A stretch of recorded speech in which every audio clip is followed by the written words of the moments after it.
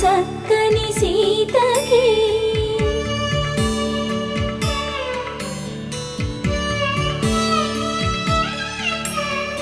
ఎర్ర జాబిలి చేయి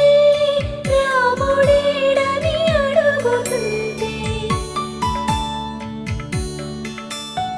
చూడలేదని పెదవి చెప్పే చెప్పలేమని కనులు చెప్పే నల్ల పూసై